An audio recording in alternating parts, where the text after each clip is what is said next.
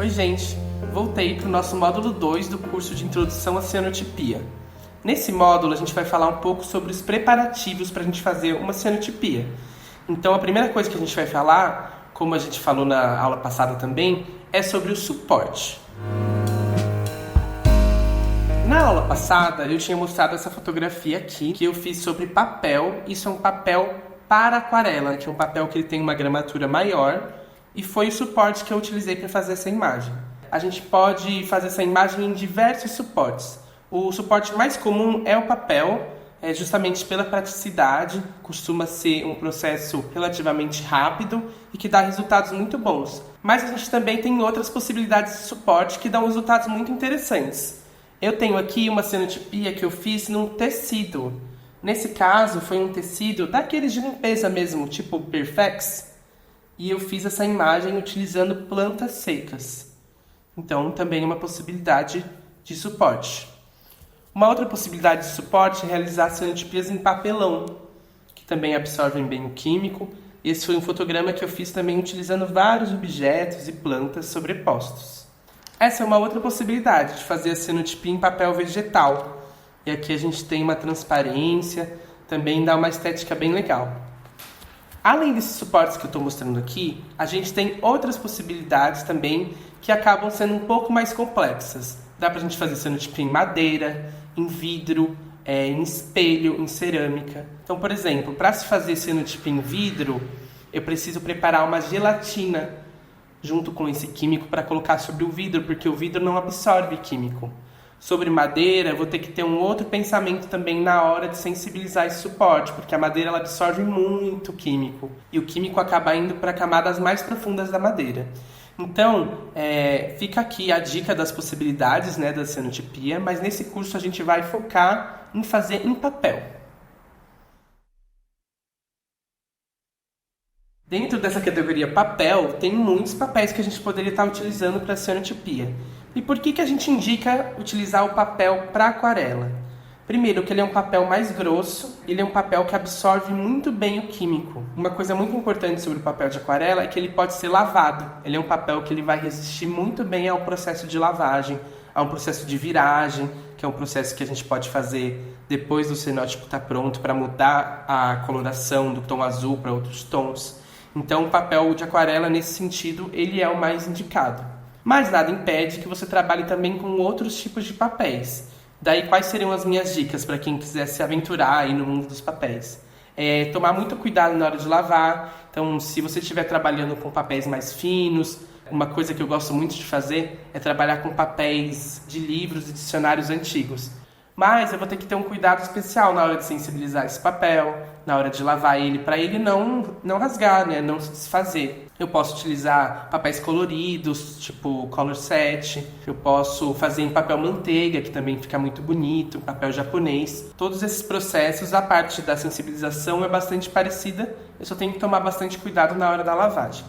Bom, para produzir uma cianotipia como essa, utilizando uma fotografia, a gente vai precisar utilizar um negativo.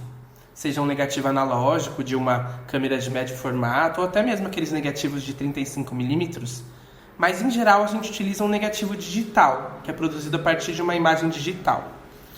Aqui eu trouxe para vocês verem um negativo que eu usei para fazer essa cianotipia, que é esse aqui. Esse negativo ele foi impresso em uma transparência, em um acetato. E daí, como vocês podem ver, essa imagem ela é literalmente negativa. O que significa isso? Ela é invertida. Onde a gente tem na imagem original os tons escuros, por exemplo, a sobrancelha da modelo, o olho, na transparência isso vai ficar claro, isso vai ficar sem pigmento. E onde a gente tem os tons claros, por exemplo, o céu, o branco do olho, vai ter pigmento, porque essa imagem está invertida.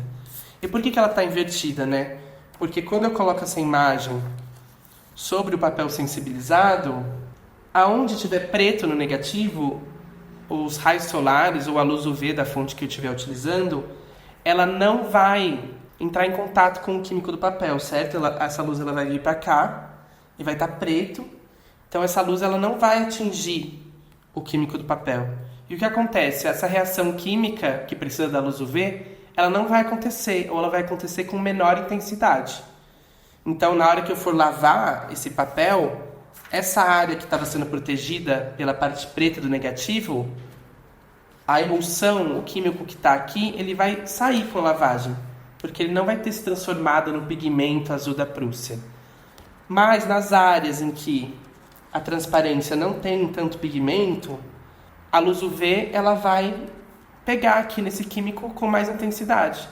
E aqui vai acontecer mais essa reação de transformação dos sais de ferro em pigmento azul da Prússia. E esse pigmento ele é insolúvel, então ele não vai sair com a água. Então, esse é o funcionamento de um negativo digital, né? É assim que a gente usa ele. E para criar um negativo digital, eu preciso estar atento a algumas configurações. Então, a gente vai também aprender esse passo a passo daqui a pouco. Estou aqui com a minha foto já selecionada dentro do Photoshop, né, que é um aplicativo de edição. E eu vou transformar essa imagem no meu negativo digital. Por que eu escolhi essa foto? Eu achei que é uma foto interessante porque ela tem tons claros, tons escuros, tons médios. E é uma foto que tem bastante contraste, né, entre os tons mais claros e os tons mais escuros. Então eu acho que é uma foto que pode funcionar legal para o processo da cenotipia. A primeira coisa que a gente tem que fazer com essa imagem é transformar ela numa imagem preto e branco, né? Uma imagem dessaturada. Só que em vez de eu aplicar um filtro ou algo do tipo, eu vou vir aqui em cima em imagem, modo, em tons de cinza. Eu posso clicar aqui e descartar. E dessa forma ele vai estar transformando a cor do arquivo da minha imagem. Em seguida eu posso fazer alguns ajustes, por exemplo. Nessa imagem eu vou subir um pouco a exposição, para deixar ela um pouquinho mais clara. E vou mexer nos níveis também, para puxar um pouco aqui os pretos dessa imagem. Então eu vou adicionar aqui 25 mais ou menos. Então vocês conseguem perceber como ficou mais contrastada ainda essa imagem, né? E um pouquinho mais clara também. Então aqui eu já estou satisfeito com a minha edição, não vou mexer mais que isso. E agora eu preciso inverter essa imagem, né? Transformar a imagem positiva em negativa. Para isso eu vou acessar esse ajuste de curvas e vou inverter a minha curva. Então esse ponto aqui, que diz respeito às sombras, eu vou jogar lá para cima. E o ponto das altas luzes eu vou jogar lá para baixo. Deixando essa diagonal oposta, né? A que estava antes. Então aqui eu já tenho a minha imagem pronta. Agora eu vou proceder para a exportação dessa imagem. Eu posso exportar num JPEG de alta qualidade, sempre importante dizer, mas preferencialmente eu devo exportar ela em PNG ou TIFF, que são arquivos de maior qualidade.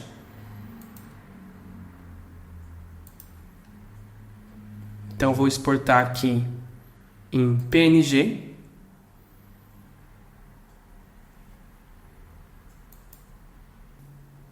E está pronto aqui o nosso arquivo. Bom, agora que a gente já falou sobre a edição do nosso arquivo do negativo digital, queria falar um pouco sobre a impressão. Aqui nesse caso, eu optei por fazer a impressão numa transparência. A transparência é o método mais indicado para a gente imprimir o nosso negativo digital, porque é o método que a gente consegue imagens mais nítidas. Mas a gente também tem uma alternativa às transparências, né? A gente também pode utilizar um negativo digital em papel vegetal, que também é acessível. Você consegue, inclusive, imprimir em mais gráficas, oferecem esse serviço. Só que essa imagem final ela não vai ter tanta nitidez quanto a transparência, mas ela também adiciona uma textura interessante na nossa imagem. Com o nosso negativo impresso, a gente pode partir para as próximas etapas, que seriam a preparação dos químicos, a sensibilização do papel e a lavagem, que a gente vai ver no módulo 3.